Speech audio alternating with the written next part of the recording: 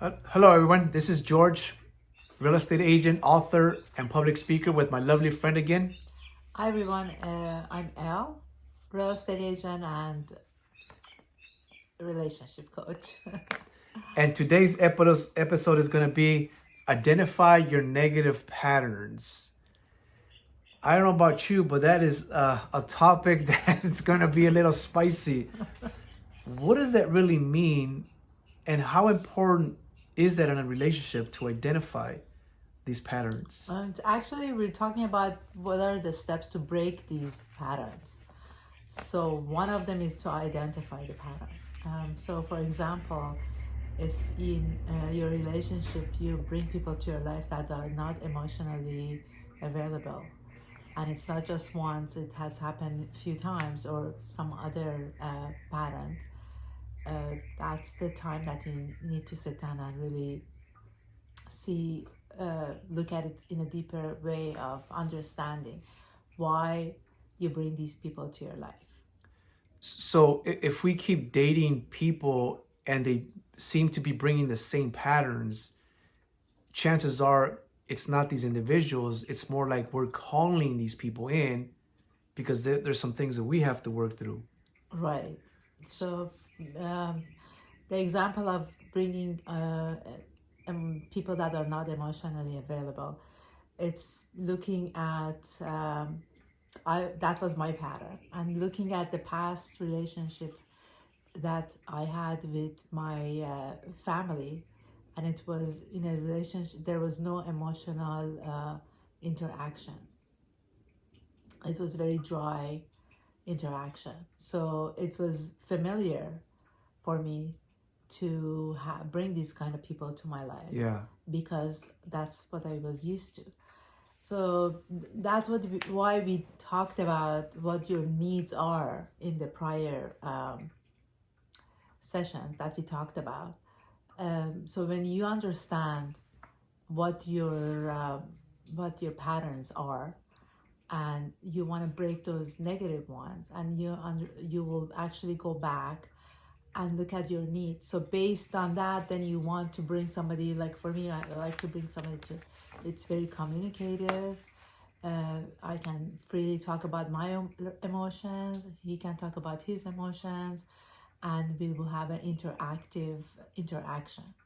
You know, this kind of reminds me of when we're children and we have, like, it's always stated that a man's first woman in his life is actually the mother figure, and also the girl is the father, that really the first man figure that she sees or she's exposed to, and depending on the upbringings will be dependent upon what features the child, boy or girl, will see on the opposite person similar to the parents. So if the parents were a certain way, we tend to get comfortable in the way that they were. Sometimes it's a good thing and sometimes it's a bad thing. Sometimes maybe that's why some people call men mama's boys, because of what they got from the mom. And then they're looking for that same nurturing and they fail to get it from a person that they weren't exposed to that same thing when they were being raised. So that's what comes to mind from what you just said. What do you think about that? Is there truth to that, what I just said, or can we go deeper on that? So basically, it goes generation after generation. Yeah. Unless you really kind of reflect, have support and understand where these patterns came from, and be adamant about changing it, because you understand that, for example, my need is to be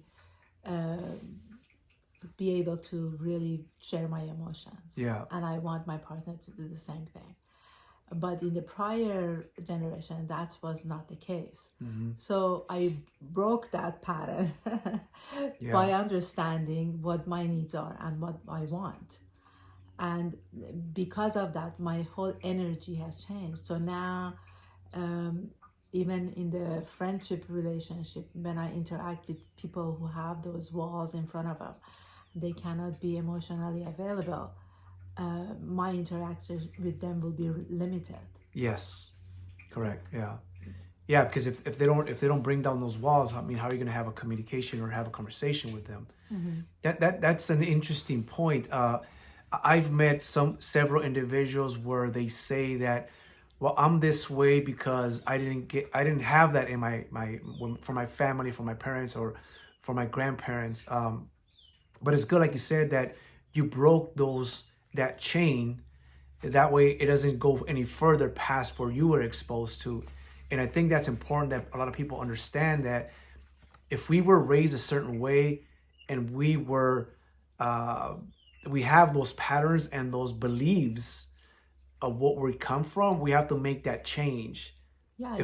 If not, we're gonna suffer going forward, not realizing that. Yeah, I mean, you have to be aware and understand and know that that's what you want. Change can happen, but it has to come with the kind of a deeper part of you. Yeah. And also you have to open yourself up to embrace the new you.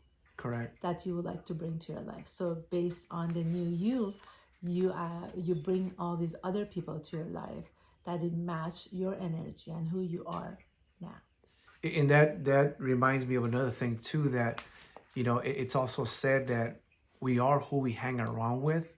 So, and we also we're victims of our environment, which means if we want to change, we want to change the environment in the people that we're also exposed to as well too, to break that cycle and break that chain.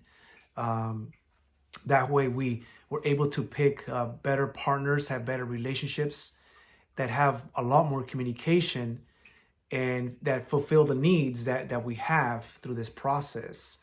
A lot of times when I coach my clients, after a few months, their interactions with the people that they had in the past either changes or it just kind of stops.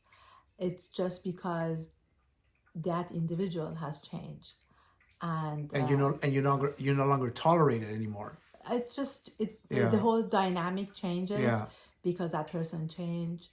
Then a lot of times they put boundaries that they never had in the past, so the other person don't like those boundaries, or whatever that interaction has been, it will change. So that's what happens. That's a very interesting perspective, and I'm glad we're talking about this subject, because if we don't change these patterns, this is where the word that comes up about people being toxic and their toxic behaviors and whatnot, and in reality it's really not the toxic behavior, it's just the wrong behavior. We just add that word toxic, which makes it even seem worse. It's almost like a bad word sometimes.